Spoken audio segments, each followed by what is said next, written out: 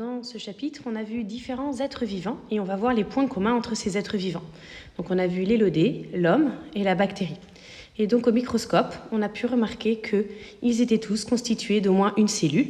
Cette cellule était formée d'une membrane plasmique. Cette membrane plasmique délimite un milieu intérieur qu'on appelle le cytoplasme. Alors, du coup, ces points communs nous font penser qu'il y a des liens de parenté et on va construire un arbre phylogénétique. Donc on relie les êtres vivants par des branches. Au nœud des branches, on a des carrés. Les carrés représentent en fait les ancêtres communs. Donc plus l'ancêtre commun est récent, plus les espèces sont proches. Donc cet ancêtre commun à tous les êtres vivants avait forcément une membrane plasmique puisque c'est le point commun, mais également un cytoplasme. Et la dernière chose qu'ils ont en commun, c'est d'avoir de l'ADN, donc du matériel génétique. Donc on le place avant l'ancêtre commun sur l'arbre. Notre ancêtre commun s'appelle Lucas, pour Last Universal Common Ancestor, et je viens de le placer sur l'arbre. Alors, quelles innovations ont les eucaryotes? Les eucaryotes, comme l'élodée et les hommes, ont des organites. Des organites, c'est des petites boîtes, comme ici le noyau.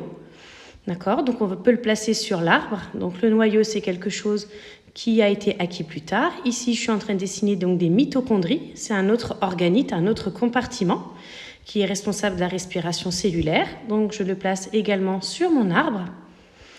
Et les végétaux ont une innovation évolutive supplémentaire qui sont les chloroplastes.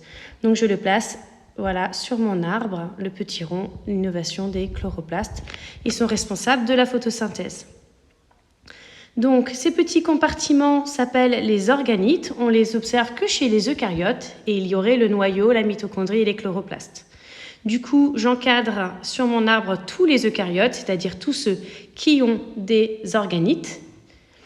Et je place ici, du coup, les prokaryotes, donc qui n'ont pas d'organites, donc les bactéries et les archées font partie. Lucas, notre ancêtre commun à tous, avait donc une membrane plasmique délimitant un cytoplasme et la présence de matériel génétique. Ces trois caractéristiques ont été transmises à tous ses descendants et donc à tous les êtres vivants d'aujourd'hui. On dit que la cellule est donc l'unité du vivant, car tous les êtres vivants sont constitués d'une cellule. On peut en avoir plusieurs ou une, donc on peut être unicellulaire ou pluricellulaire.